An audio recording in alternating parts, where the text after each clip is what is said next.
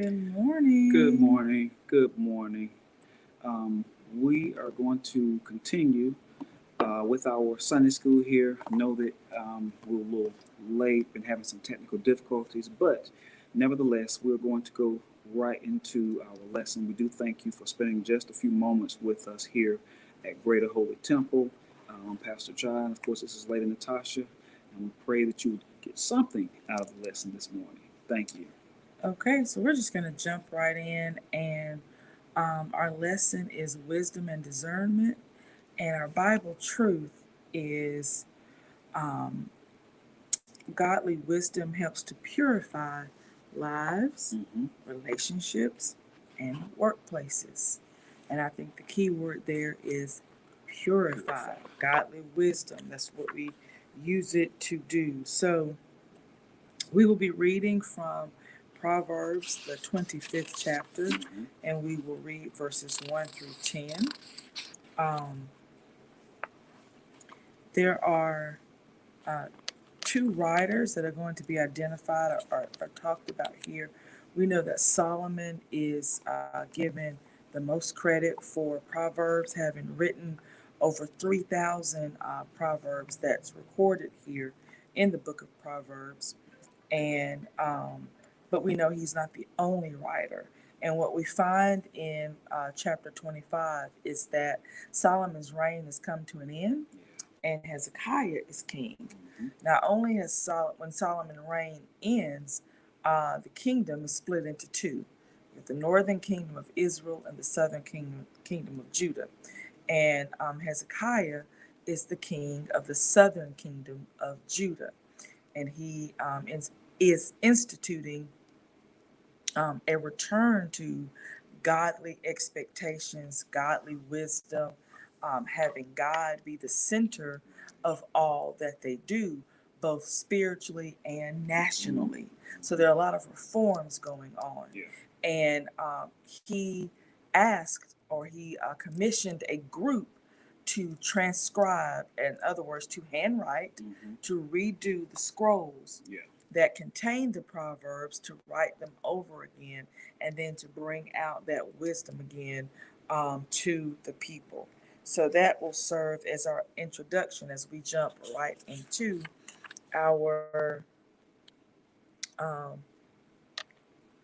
good morning, Sister Glenda and Deacon Harold. We're so glad that you guys are watching.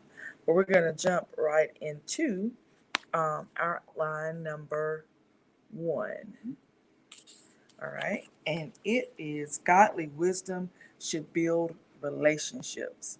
All right. So we're going to read Proverbs again, the 25th chapter, verses 1 through 3. These are also Proverbs of Solomon, which the men of Hezekiah, king of Judah, copied out. It is the glory of God to conceal a thing, but the honor of kings is to search out a matter. The heaven for height and the earth for depth, and the heart of kings is unsearchable. So here we see that the king is using some wisdom, knowing that in order to effectively lead and govern the people, that he must demonstrate his own commitment to godly principle and the subjection of the wisdom of God. If the king is doing it, if the leader is doing it, then surely the people ought to follow suit. And this also strengthens the words that you speak, the things that you say over the kingdom, the things that you say over your life. If you demonstrate those things, it strengthens that. And so people become malleable, they become flexible, so that you are able to get the word across. And think next time. So if he's demonstrating it, if he's showing it in life, then the next time that he says something, then you won't have so much opposition if you actually are demonstrating what you're saying. Exactly. So they open up by giving God the glory and explaining that they will never understand. No one can search, and know the depths of God, how high the heaven is, how deep the earth is. That's, we won't, God, we are just honored and blessed if God reveals it to us. Mm-hmm. But we are unable with our human mind to comprehend only if God reveals. Yes. And it also says that, the heart of the king is unsearchable. In other words, the king has so much with which he is dealing that he must take these matters to God in order to be effective. Um, it says that's why a wise king will search out a matter for understanding.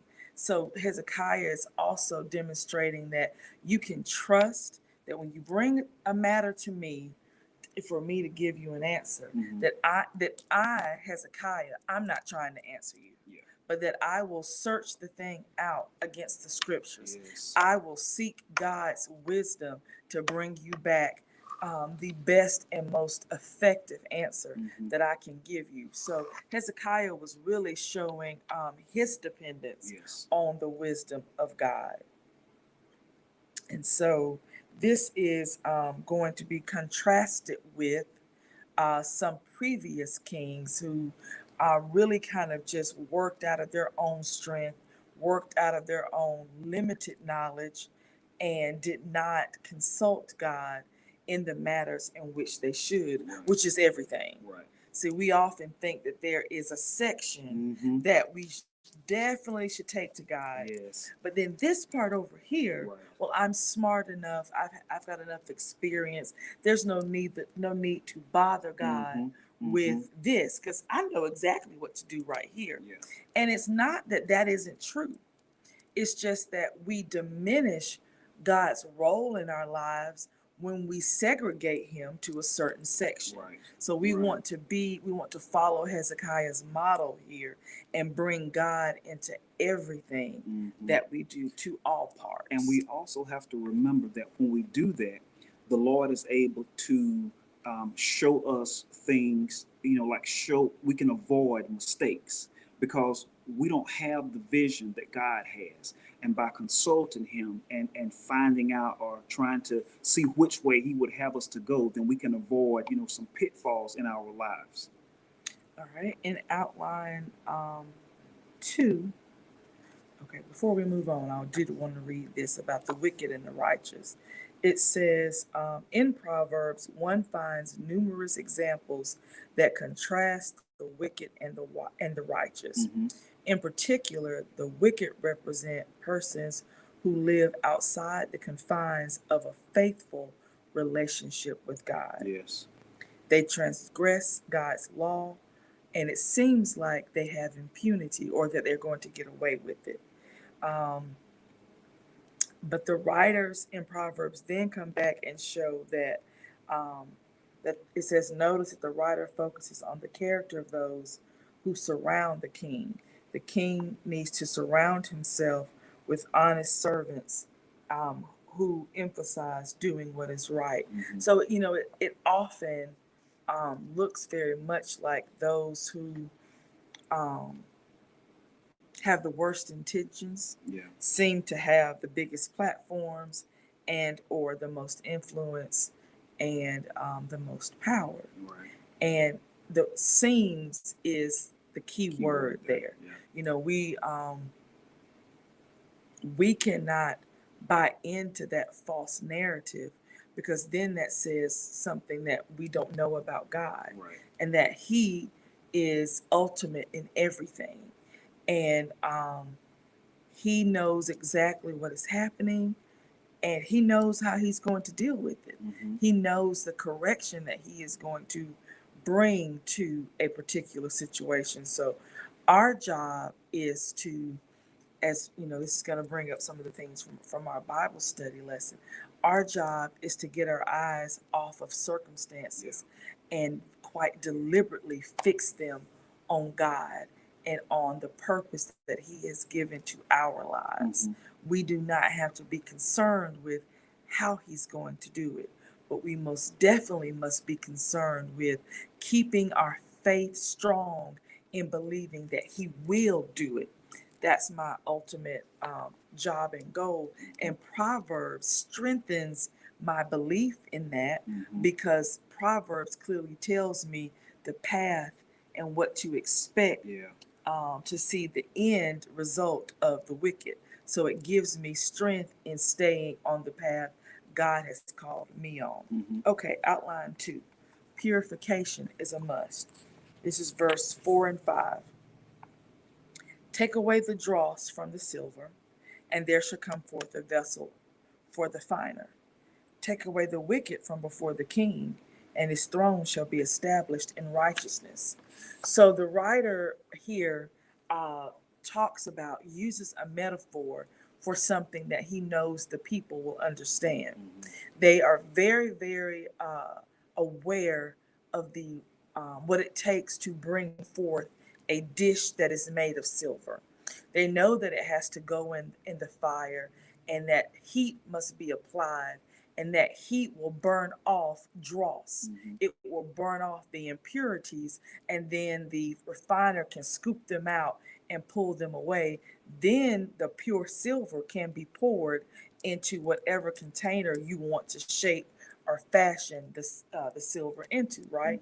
So, but before you make the silver, if you want it to last, if you don't want it to be corroded and holes get in it, or for it to be able to be broken apart, if you want it to be able to be polished and it gleams and it can act as an actual mirror, silver can be polished so highly that it can do that. Right. Then you want those impurities out. And so he brings that metaphor to the forefront. The impurities have to be removed in order for the product to perform at its optimal best. And then, right in verse 5, he lays that out in what it means in the kingdom and in actually the governing of the kingdom. He says, well, then, anybody that has the king's ear, what does he say? Take away the wicked from before the king. So that those who have influence on the king must be pure, because if they have wicked motives, wicked intentions, a wicked agenda, wicked thoughts, if they just wicked, Yeah. they don't need to have access to the king, because they can provide influence. They can sway things. They can persuade. They can cajole. They can trick. They can convince. They can do any number of things that will get the person who has the ability to set the agenda, to earmark dollars, to determine where our financial focus will be, to determine how resources will be distributed. If that person can be compromised, then you can look for those who are the weakest, the marginalized, those who don't have any ability to do for those already in power. If they can't add anything to them, then please know that they will be ignored, because I'm only looking for quid pro quo. If you can scratch my back, I'll definitely scratch yours. But if you cannot, please know you need to move on to the back of the line, because I'm going to deal with those who can benefit me. So this very sound proverb is, move these folks out the king's face, and then you will see righteousness. Then you will see your leader deal justly with the widowed. He will deal justly with the orphan. He will deal justly with the poor. He will deal justly with the rich who have been wronged. So it's not all about making a us versus them. He is going to deal justly with everybody. You will see equity driving him being doing providing what is equal, right? Because Pastor John and I, we don't need the same things. We both need to eat. So what's equal is we both should have an opportunity to eat. What's equitable is I should get the food that is best for my body, and he should get the food that's best for his body. We don't need the same, we're not the same height. Mm-hmm. We are not the same weight. We don't have the same metabolism. So the right to eat should be equal to the two of us. Yep. What we eat should be equitable, should be based on what we actually need. And often we confuse those two terms. We think because we provided it to everybody that we have done all we need That's to right. do. Mm-hmm. We were equal. Mm-hmm. But equal doesn't always mean I get what I need. It means I get some. Mm-hmm. I may have gotten too much by you being equal. You understand? I don't need as much as you need, Mm-hmm. right? It's the idea that you know I like my ability to process information by reading, right?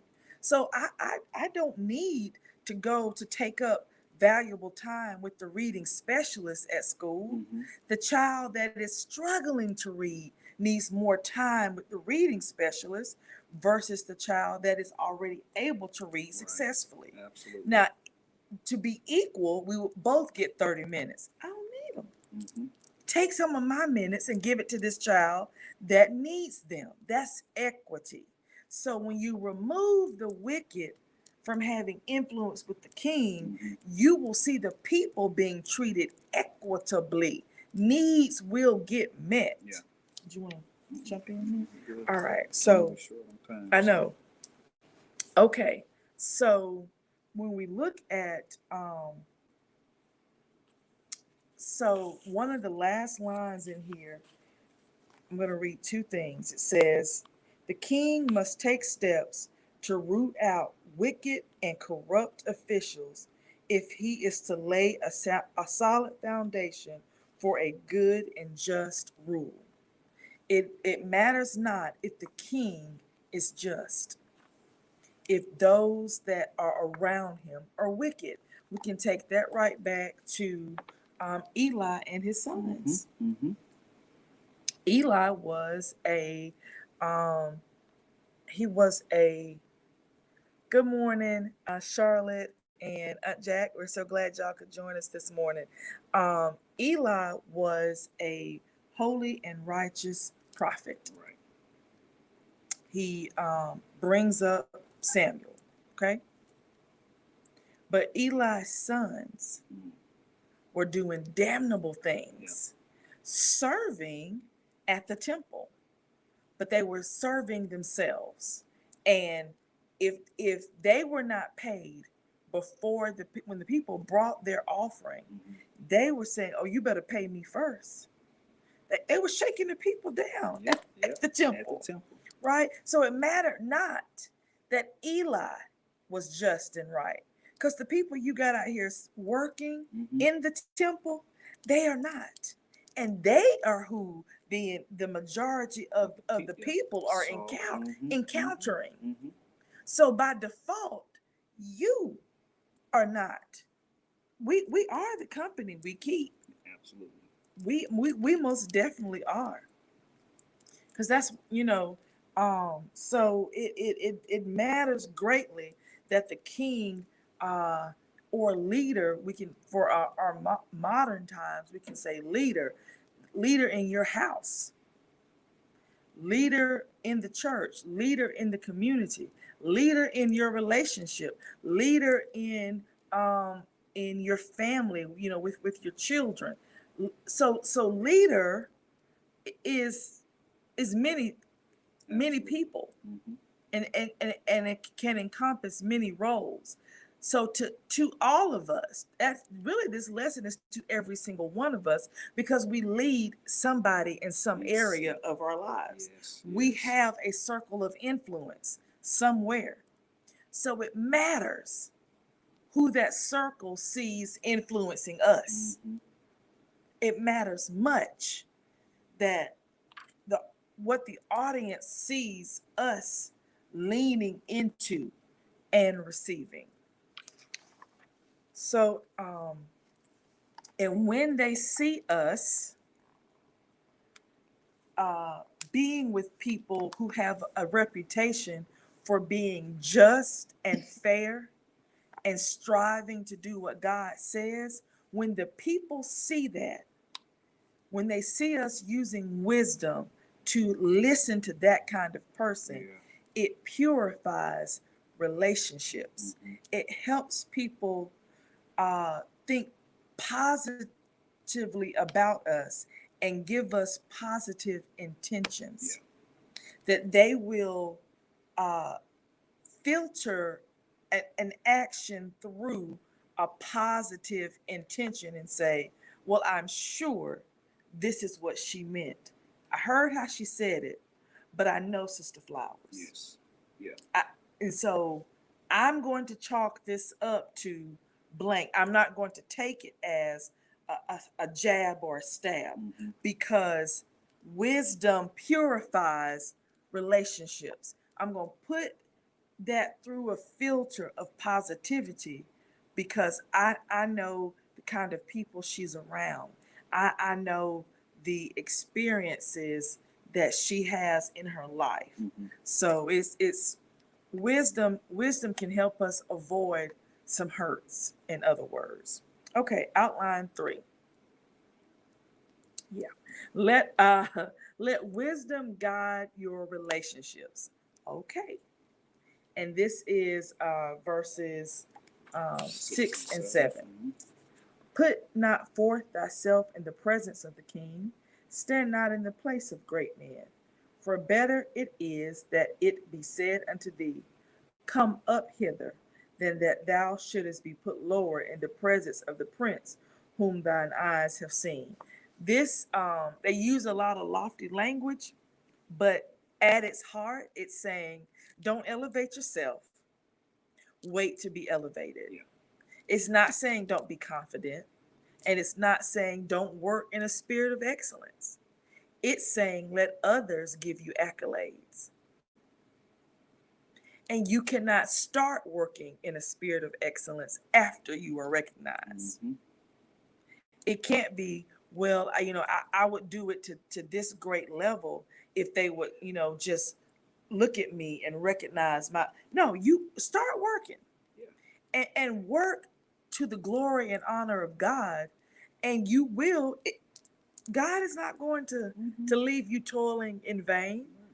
But the short and sweet of that is, don't set yourself up. Wait to be called up. All right. And then in outline 4, disputes erect barriers. And these are our final verses, 8 through 10. Go not forth hastily to strive, lest thou know not what to do in the end thereof, when thy neighbor hath put thee to shame. Debate thy cause with thy neighbor himself, and discover not a secret to another, lest he that heareth it put thee to shame, and thine infamy turn not away.